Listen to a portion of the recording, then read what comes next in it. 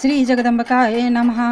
ओम ऐं ह्रीं क्लीं चामुण्डाय विच्छेद। श्रीमद्देवी भागवत महापुराण षष्ठः स्कंध तृतीयो अध्याय। वृत्रासुर का देवलोक पर आक्रमण, बृहस्पति द्वारा इंद्र की भत्सना करना और वृत्रासुर को अजय बतलाना। इंद्र की पराजय। त्वष्टा के निर्देश से वृत्रासुर का ब्रह्मा जी को प्रसन्न करने के लिए तपस्यारत होना। व्यास जी बोले, हे राजन, वेदों में पारंगत ब्राह्मणों से स्वस्ति वाचन कराकर महाबली वृत्रासुर रथ पर सवार हो इंद्र को मारने के लिए चला। उस समय बहुत से क्रूर राक्षस जो पहले देवताओं से पराजित हो गए थे, वृत्रासुर को महान बलशाली जानकर उसकी सेवा के लिए आ गए। इंद्र के दूत उसे युद्ध के लिए आया देखकर शीघ्रतापूर्वक इंद्र के पास आकर संपूर्ण वृत्तांत और उसकी गतिविधि बतलाने लगे।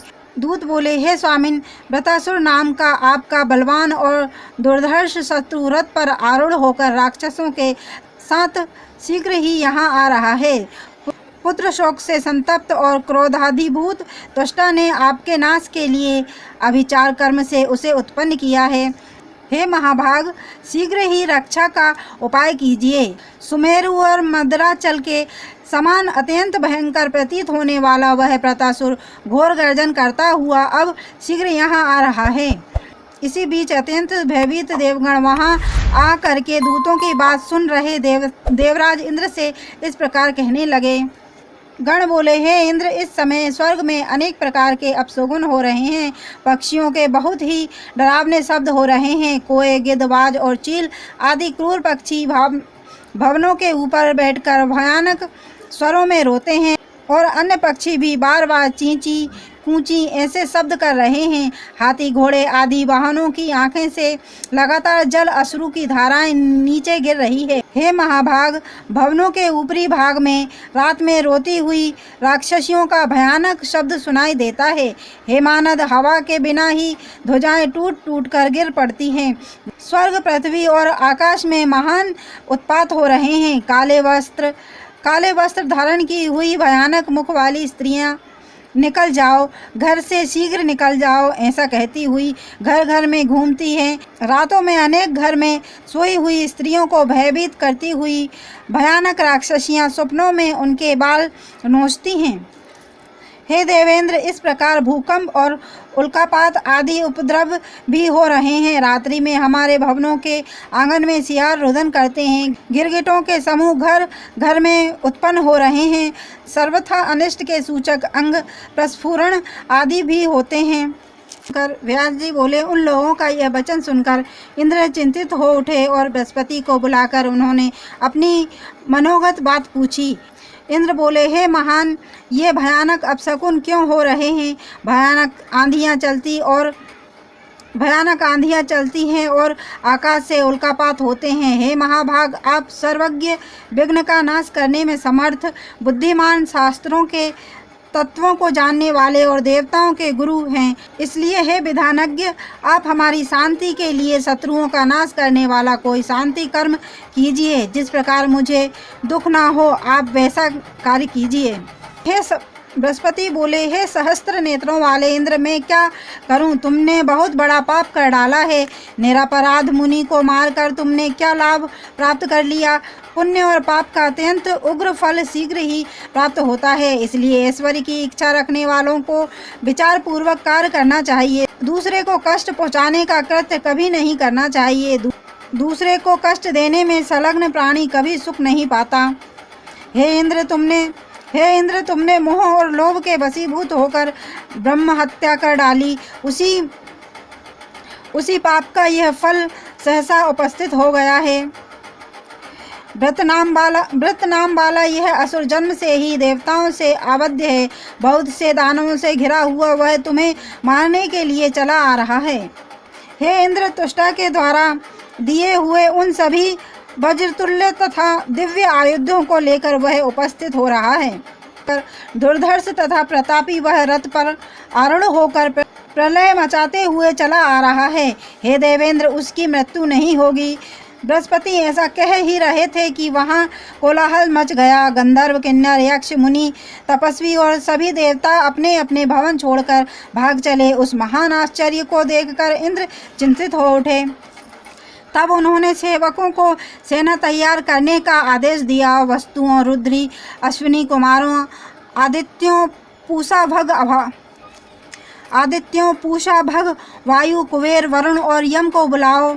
सभी श्रेष्ठ देवता आयुधों के साथ विमानों पर आरूढ़ होकर यहाँ शीघ्र आ जाएं, क्योंकि अब शत्रु आने ही वाला है। ऐसी आज्ञा देकर देवराज अपने श्रेष्ठ गजराज ऐरावत पर सवार होकर बृहस्पति को आगे करके अपने भवन से बाहर निकले। वैसे ही अन्य सभी देवता भी हाथों में शस्त्र लेकर अपने अपने वाहनों पर सवार होकर युद्ध का संकल्प करके चल पड़े। उधर वृत्रासुर भी विशाल दानवी सेना के साथ वृक्षों से सुशोभित रमणीय तथा देवताओं से सेवित मानसरोवर के उत्तरवर्ती पर्वत पर आ गया। बृहस्पति को आगे करके सभी देवताओं के साथ इंद्र ने भी उस मानसोत्तर पर्वत पर आकर संग्राम किया। तब गदा, तलवार, परेग, पाप, वाघ, शक्ति और परशु आदि युद्धास्त्रों के द्वारा वृत्रासुर और इंद्र में भयानक युद्ध हुआ। मनुष्यों और विशुद्ध हृदय वाले ऋषियों के लिए अत्यंत भयकारी वह युद्ध मानव वर्ष की गणना से 100 वर्षों तक चला। उस युद्ध में सबसे पहले वरुण और उसके बाद मरुदगण पलायन कर गए। इसी प्रकार यम, अग्नि, इंद्र जो भी थे वे सभी युद्ध से निकल भागे।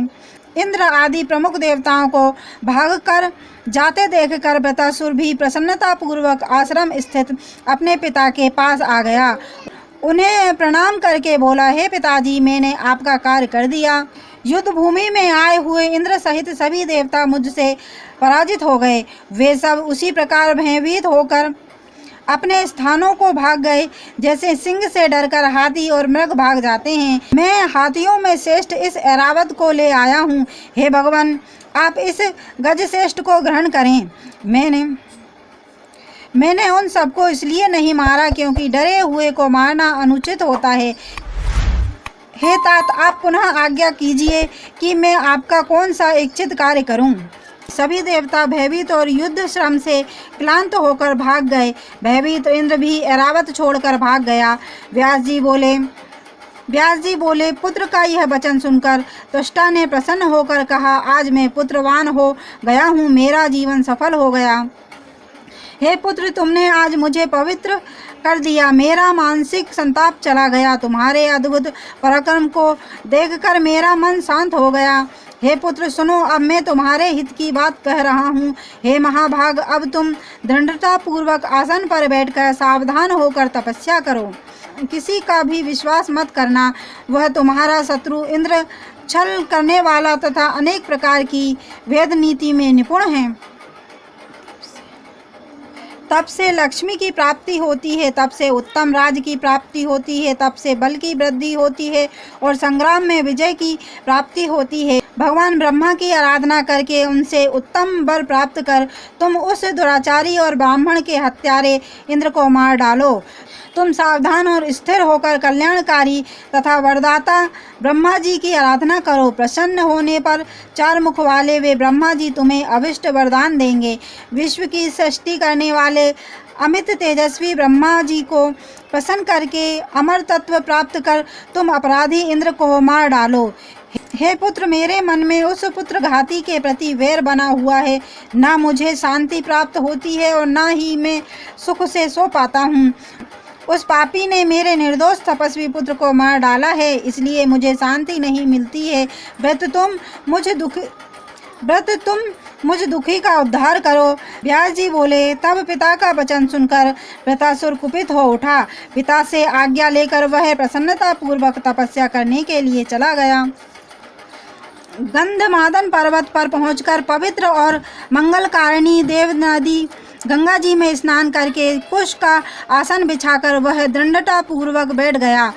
अन्न और जल का त्याग करके योग अभ्यास में तत्पर होकर मन में विश्व त्वष्टा ब्रह्मा जी का ध्यान करता हुआ वह दृढ़ भाव से आसन पर बैठ गया।